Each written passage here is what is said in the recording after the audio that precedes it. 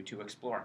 So you may notice that I just started recording. I record all of my lectures, and I try to post them as soon after lecture as I can. I have another job. I also teach at a charter high school, which is a new thing for me. It's kind of an interesting experience. So my entire second half of my day is entirely taken up doing that. And I apologize that I'll rarely be able to meet in the afternoon, except on Fridays. I do have my Fridays off. So if you need to meet me, that is a good time or directly after class. Okay. I have, oh, that slide was obviously old. I teach the Anatomy and Physiology 265 class in the biology department, the anatomy and physiology. This is just physiology. I'm not going to do any more anatomy than you need to know to be able to understand the physiology. My wife, who teaches in this same classroom 2 hours later, is in the environmental studies department, so that's why I'm loitering about campus with a marginally useful PhD. Okay, so and this is typically Andrea Tilden's class, and she's off doing research for the next couple of years. So, I mean, she's here, but she's giving me this class. She has a course release. She puts hard copies of her texts in the bookstore. You can buy them and do all that. I tend to not want to make you guys invest in $250 books that end up being paperweights. So I have copies, digital copies of the text I use on the Moodle that you can get. They're yours. Please, because they are being distributed to you freely, do not post them on the internet yourselves, because we wouldn't want that coming back to us, would we? But it's this one here. The digital one you have it's one edition out of current. The digital one is one edition out of current. The human body has not changed between the 2 editions of this book, and it's quite fine. It's this one right here. I also have a digital copy of this one. This book is excellent. It's very concise. It's boiled down. Doesn't have a lot of fancy pictures or anything, but it's very good, concise, dense book for you to use.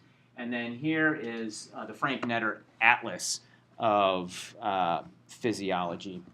And that is, where should I stand so I'm not in the way? This is a bad setup in here. Some nice pictures if you like pictures. So he's one of the most famous 20th century anatomical illustrators. So then there's no lab. Well, there is a lab component to the class. I'm not teaching the lab component. That's going to be Scott Guy. And they're loosely correlated. He and I have totally different syllabuses. He does his thing, and I do mine. When I teach the lab in 265, which is not too dissimilar a class to this one, these are the books I use. I'm only throwing them up here, and they are in the Moodle for free, the digital copies, because they're excellent. They're actually really, really nice. All 3 of these are really excellent books. If you're going on and you want to learn anatomy, they are anatomical atlases for anatomy. They're about, the 3 of these are, in my opinion, the best that are out there. If you want a hard copy of the text, I can order it. I have not done it yet, but if you like spending $200 on a thick, heavy book, let me know, and I'll put some in the bookstore for you, or you can try to go online and get one off of eBay or wherever. And I can also put this one there. This is for anatomy. This is really, it's the newest edition of that one on the previous screen. It's a nice book. It's really small, compact. If you're going to medical school or something, it's good to have. All right, so what do I want out of you guys? Whether you're going to be a medical professional or not, I want you to be professional in here. This doesn't mean that I'm not going to kick my shoes off and walk around in my socks sometimes. That's not what I consider to be professional. Professional to me is being prepared, being well thought out in your responses, being dedicated but not overwrought. That's what I think a professional is. A professional is poised. and also ethical. So please, cheating is pointless. It's pointless. It's misunderstanding my approach to grades, what I think a grade actually is, and what your performance is. So cheating, hopefully, has never been a problem for me, and hopefully it's not one for you. Yeah, be committed. So my philosophy is critical thinking. It's fine. There's a huge amount of material in this class, and it's fine to get you to regurgitate it, but that's only the first level. I'd like you to be able to synthesize that information, think critically. I tend to ask a lot of questions in class, so hopefully you're not introverted and scared by that. I'll try to respect that a little bit if you are, but hopefully everybody's going to participate. And so the final is going to be essay-based, and I think the final's fun, but that's me. I made it. Yeah, written and verbal communication skills are essential in any science, or anywhere in your life, frankly, but in science in particular, particularly in these days where this contemporary world where science, being a scientist, makes you subversive somehow. I don't quite understand how that happened, but the ability to clearly articulate your understanding, the observations, the facts, and your analysis, your synthesis, and being able to articulate that to an audience that may not have all of the tools to fully understand what you're saying to them. It requires a lot of exceptional communication skills. One of the things that we're going to do here is this Grand Rounds oral project. I'll talk about that more in a bit. And then at the end, you're going to have to write a blog post for me talking about the semester, what it did for you. So my concept of success in this class is first and foremost a baseline of 8 hours sleep, balanced, nutritionally appropriate meals, getting some physical activity on a regular basis throughout the week, monitoring your stress and grading that on a scale of 1 low to 5, you're falling apart. So success is trying to keep that stress at about a 2 or a 3 with maybe an occasional spike because life overwhelms us sometimes. But really paying attention to that. And towards that end, I've given you this log here. This is a daily log. I hope that it doesn't strike you as tedious. I want it to be a tool for you. I'd like you to see this semester as an opportunity, having me as a professor as an opportunity for you to be aware of these things and how your mental and emotional and physical well-being are being tended by you during the semester. It should take you no more than 30 seconds a day. You can do it at the beginning of the day and report on yesterday, or at the end of the day, or whatever. You're not going to get a grade on it. It's supposed to be a tool for you. If you don't do every single day, don't lie about it at the end of the semester and just rapidly fill everything in, because that's not the point for me or you. I'm doing it as a tool to help you be more self-aware about these things. Colby students, you guys are here because you're all super smart. You all work really hard. In fact, most of you work too hard. Or maybe not too hard, but just sometimes it's by brute force that you work. And so I want to help you establish a healthy baseline and prioritize things in your life, develop new time management, new approaches to studying so that you can be more efficient in your studying. So that will open up space in your life for being disposed to composed repose. Yeah? You with me? You guys with me? Also, success is, I like to think of it as an internal standard. We live in a society that's disposed to competition, and that is a very exclusive definition of success. That's a definition based upon an external standard. To me, it's an internal standard. have you progressed? Have you done your best? Have you overcome your own inertia and tried to grow, to change, to transform yourself? That's what I want to see this class. That's how I see this class. I realize you've got like 3, 4, I don't know how many other classes that you're juggling at the same time. So I don't have complete control over you like I do during a January semester. But I'm here to try to help and support you. All right, here's the schedule. This is very rough. I have never taught this material at Colby in a regular semester. I've taught anatomy and physiology many times, many places, all over the place. And I've taught the similar battery of material in the January semester. That is super intense. I will lecture there for 4 hours straight, 4 days a week. So that's pretty an intense thing, and this is different. So I'm not sure exactly how all the material is going to space itself out, but this is how approximately I'd like to pace myself. One thing that is different about this class is that I'm including endocrine physiology. I don't teach that in 265, and Tilden does a lot of that. That's her area of expertise, so I wanted to be true to that. I'm going to cover some endocrine when I normally don't. And I'm also putting in autonomic nervous system. That is a hope. I'm not sure if we'll see how things are crunching up in there. And then everything else are topics that I teach pretty consistently.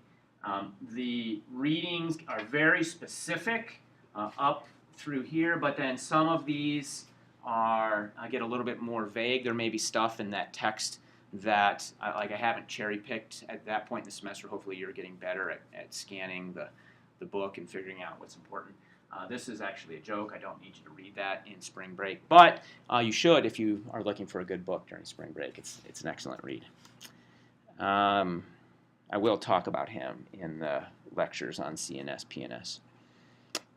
The last week of the semester is this Grand Rounds presentation. If I get my way, these are going to be oral presentations about case studies. If I get my way, we will not only present those here, but we'll also go down to Maine General in Augusta to the hospital down there and present them to the third-year medical students of the University of New England and to the medical faculty at the hospital down there. It's a really beautiful hospital that has been recently built. I don't know the logistics during a normal semester of going on a field trip like that, but if I can, I will, and we'll see how that pans out. Yes, sir? Individual or group projects for Grand Rounds? Yeah, Grand Rounds is going, so there's 15 of you, assuming nobody drops as soon as I open the door at the end of class here. That will be groups of 2 and then 1 group of 3, yeah, or whatever, some variation. Groups of 3 are fine. I don't mind groups of 3, but that would only give me 5 groups and then 7, which is probably more ideal. I don't know, something like that, 2 or 3. Yeah, you'll have a partner to work with. All right, grading scheme. So so these are like hard percentages, right? I'm throwing a bunch of percentages on here. I am a little bit subjective, actually, in the way I grade this class. This is the way you get your final grade. I get my numeric score out of you guys at the end, and then I also get you to self-assess, and I judge the number with your self-assessment with my subjective number that I'm going to put from getting to know you a little bit over the semester, and then I put it in a blender and the grade pops out. Usually subjective components never do anything but help you because the course is actually quite hard in terms of the objective material. That's on purpose, though, because I'm trying to give you a sort of open end to see how well you do. A course where everybody scores all the points on everything doesn't tell me a lot about that group of students, okay? So that's kind of like me saying there's a curve, although curve is in quotes. Is that okay? So there are going to be some random quizzes thrown about, probably not completely random. I will give you some notice when I'm planning on giving you a quiz. It's roughly over every unit of material or so. And normally I only like to put one exam, but Andrea does 3, and so I don't want to dismantle her class too entirely. So I have a couple exams in here yet. I don't exactly know what those are going to cover yet because I haven't correlated those with the syllabus completely, but as we proceed, I'll let you know when that's going to happen, probably one before spring break at least. There is a little bit of there is an assignment that you'll get to do on yourself, this art and anatomy assignment. It's pretty fun. It's going to get you to go into the museum and walk around. You can do that together or on your own, whatever. And then the grand rounds. And the grand rounds is a quarter of your grade. 20% of your grade, a fifth of the grade, representing how important I think it is. It is something that I want you to put some time into making it really nice. So it shouldn't be that hard. It's only like, a 15-minute talk that you and your partner have to give. So, and then so overall grade, whatever grade I have, a third of it's going to be from the lab, and Scott will give me whatever grade you get in that class. So, one last thing. For these grand rounds things, and you can read in the syllabus more about the grand rounds, but they're basically case studies, or they can be a number of different things. They can be case studies of different patients who've had a medical condition that have been treated. Or if you just are interested in some medical topic, you can do a presentation about a medical topic as long as you okay it with me first. Really anything. My mind is quite open. A lot of students tend to do these case studies because this thing here, the New England Journal of Medicine, is probably the top medical journal in the country. It's associated with Mass General, the teaching hospital for Harvard Medical School down in Boston, and in the New England Journal of Medicine, there's a database of these main general clinical pathological conferences. They're just case studies that were presented to the medical faculty down there at Mass General. And the thing that's nice about them is they're just the right size, they're concise, they're always interesting, really good case studies. And I have developed a good friendship with the woman who manages the database, and she sends me, normally you have to get paid like $10,000 for the subscription to these, but she sends me the PowerPoint and often video that comes along with, that were originally used in the initial presentations down at Mass General by the presenting physicians. So you will get all of those original PowerPoints to use and edit as you see fit. So it's a lot of students do that. You do not have to. You do not have to. Say your Aunt Sally just had some, has ankylosing spondylosis, and you want to talk about that. That's totally cool. Please do that. It makes it more interesting if they're not all CPCs. But if they are, that's cool. All right, I'm getting long-winded here. The point that I want to make, these are just different points. Preparedness is the most important to me.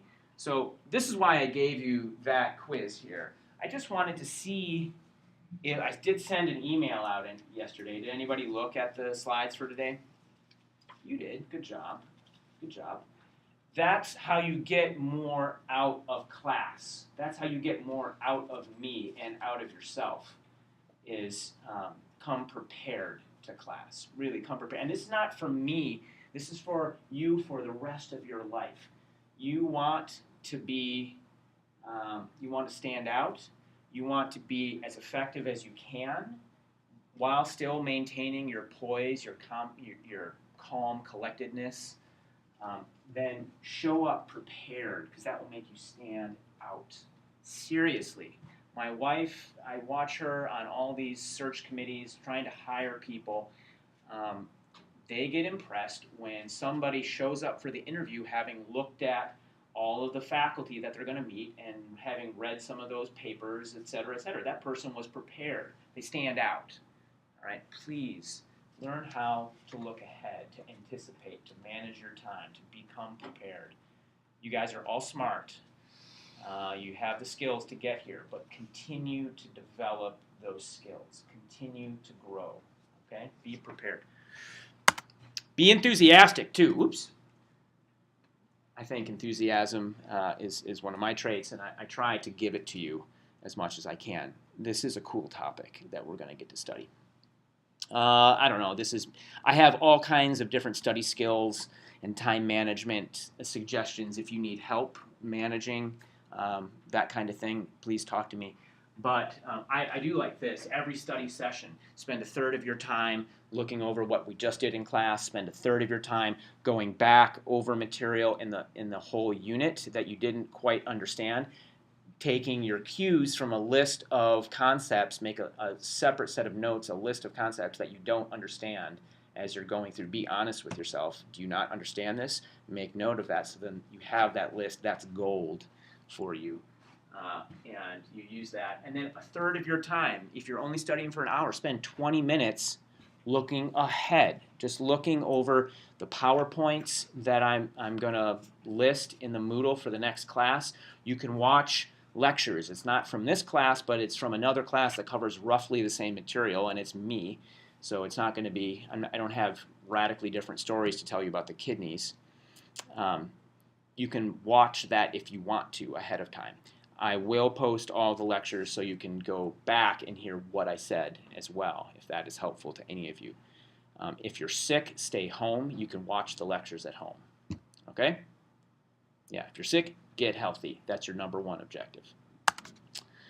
Okay, no, it's whatever. You don't need to hear about that.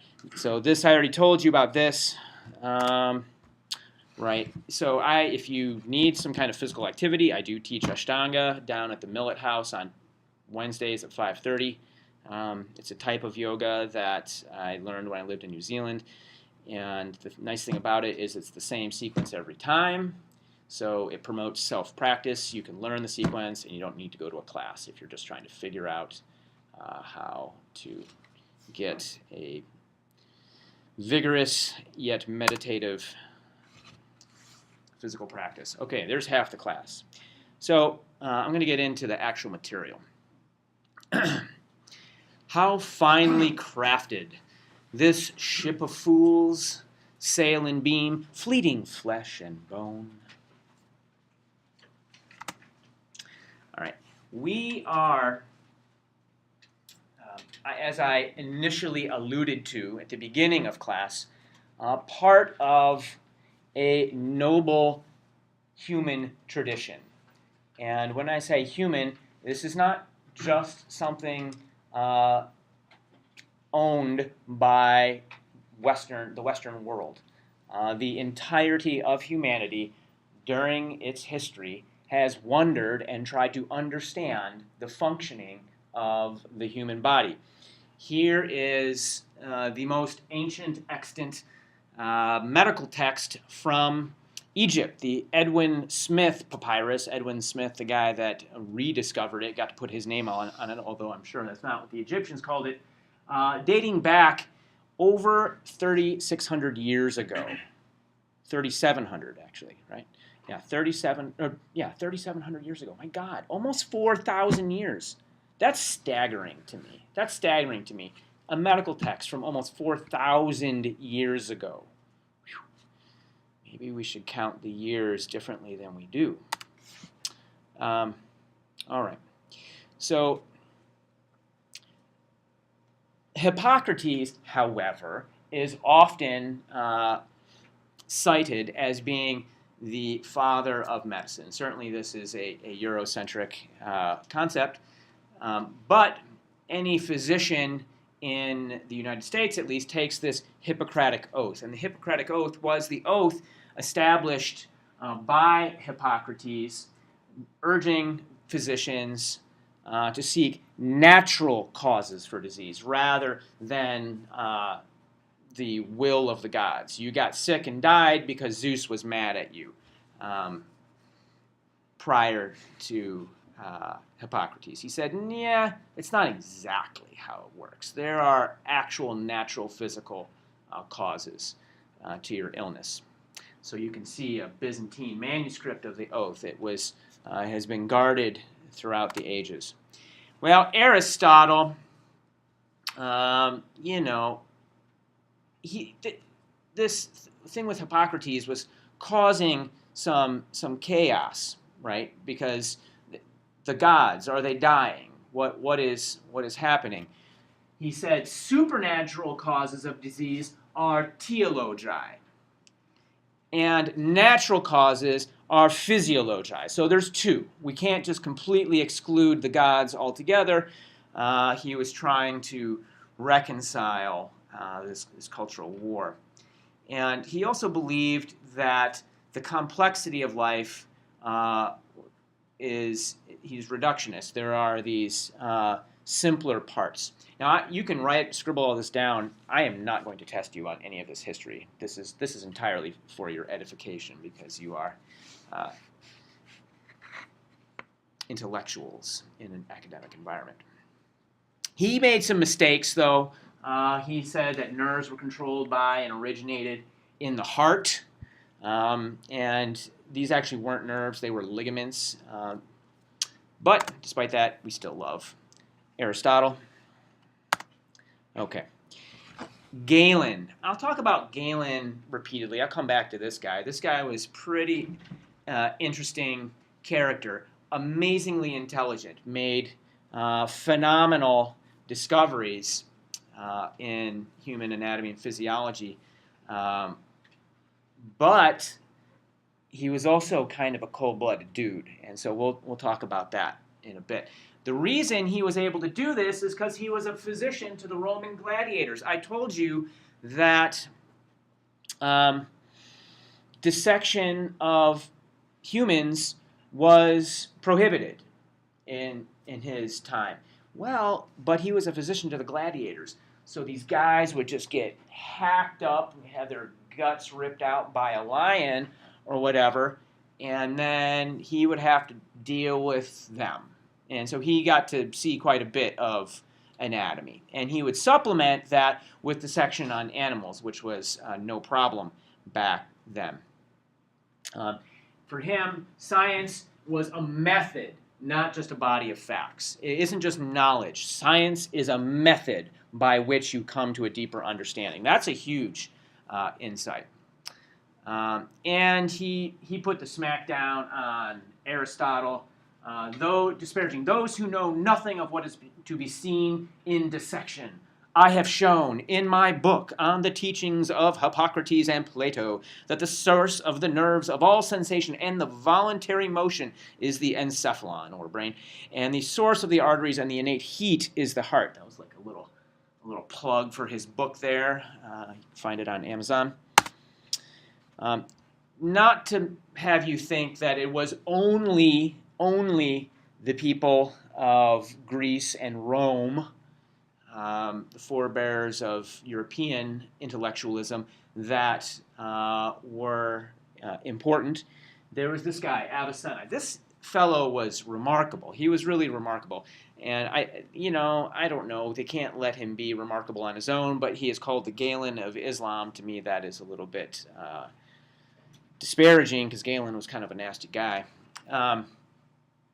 So he synthesized all of the previous medical understanding into the canon of medicine. That was the definitive medical text for over 500 years. 500 years. Imagine, like, that textbook I gave you, I showed you, those editions go out of print after a couple years. 500, good job. And he learned a lot about muscles. We'll come back to Avicenna throughout the semester as appropriate with different topics. But his interest was wide and varied. And then Moses Maimonides, who was Hebrew. He was an Israelite, and he wrote many influential medical texts and lived in Egypt and was the medical physician to Saladin, a famous sultan from Egypt. Vesalius. So Vesalius is interesting. This is kind of entering the modern era of anatomy. At this point, they had gotten over their fear of human dissection. And this guy was the first to do the really exquisite anatomical dissections. It was at this point that we really had an appreciation for the intricacies of human anatomy and physiology. Once you get the anatomy down, then there was the ability to have this explosion of understanding in terms of physiology. Some really excellent illustrations. They're fun to look at, his early anatomical illustrations. I don't want to talk about these guys. They're both important, though.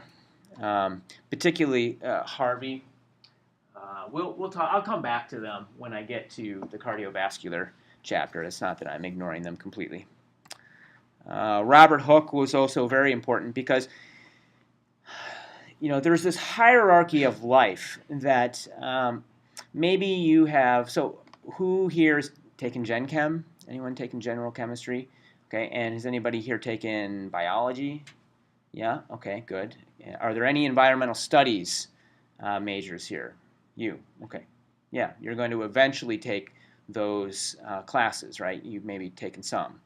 Right, so there's this hierarchy of life. It goes from atoms to molecules to biomolecules to cells to tissue to organ systems up to organism, and from organism to populations and to ecosystem, et cetera, right?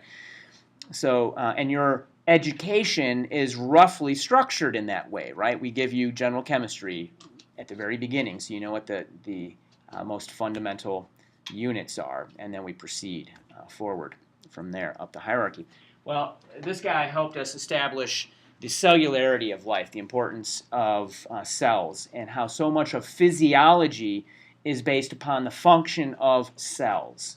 Really understanding the specific functions of cells is key to understanding physiology. And then the last guy, before I actually start talking about physiology, for my God, I have to let you go in 5, is Louis Sullivan. This gentleman, has anyone heard of him? Does anyone want to be an architect in here? No, none of you? Well, you should develop a love for architecture because it's an interesting field. This guy invented the skyscraper. He built the first skyscraper seen here in St. Louis, only a few blocks away from the famous arch on the waterfront in St. Louis. He was a devotee of Darwin. So Darwin came out with Origin of the Species and The Voyage of the Beagle and all of that in the early 19th century, and that totally transformed the thinking of intellectuals throughout the 19th century and across many, many fields.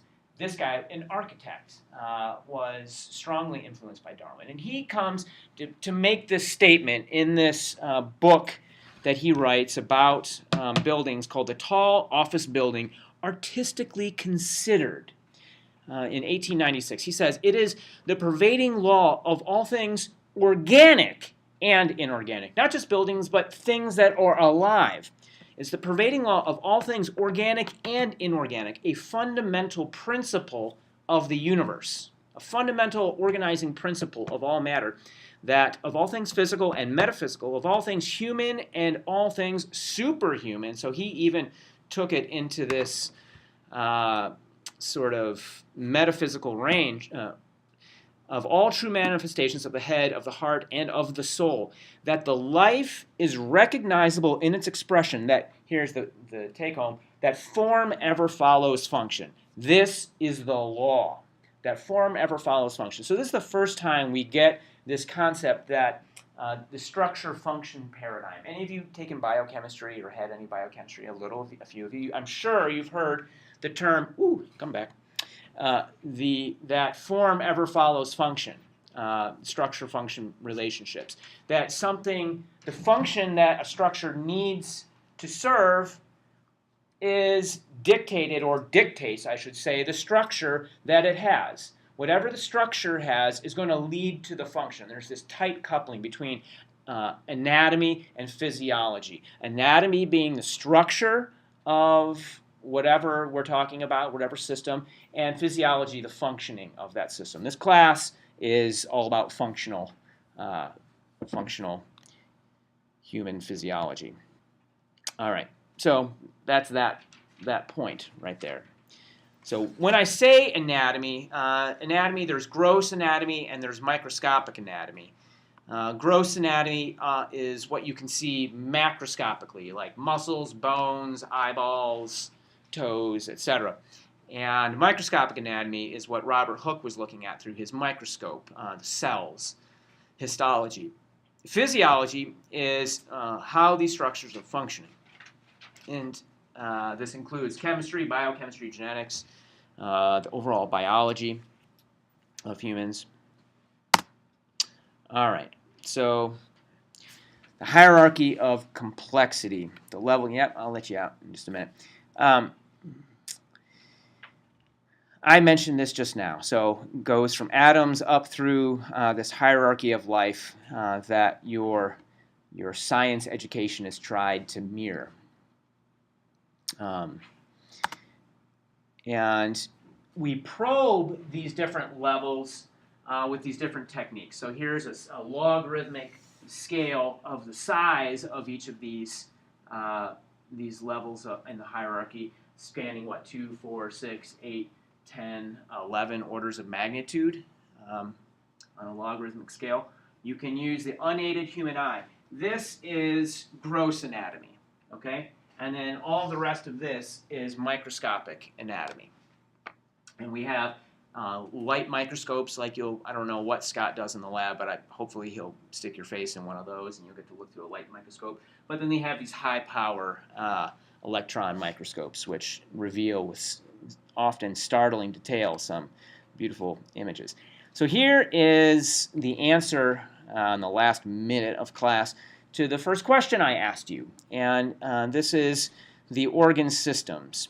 So going up the hierarchy to the organ systems from atoms all the way through organs to organ system. There are 11 of them.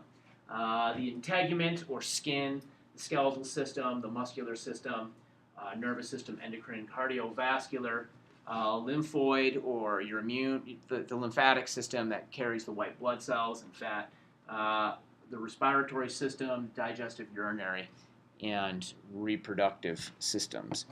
So next time when we meet on Friday, we will have a discussion briefly about each of them. I'll talk about each of them.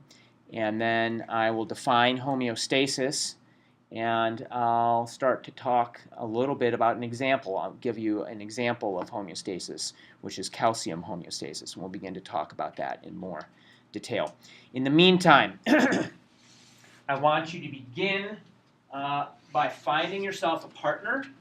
Find yourself a partner to work with, and start trying to talk about what you guys want to do. Do you want to have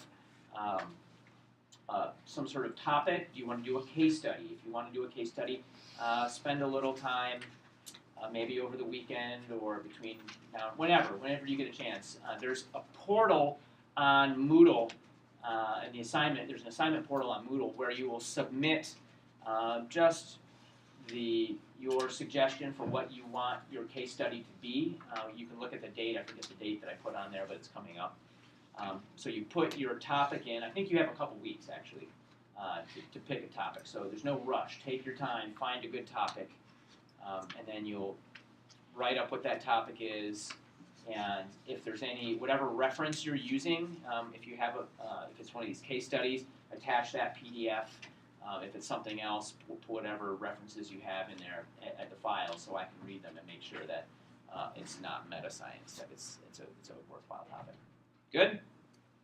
Great. Thank you.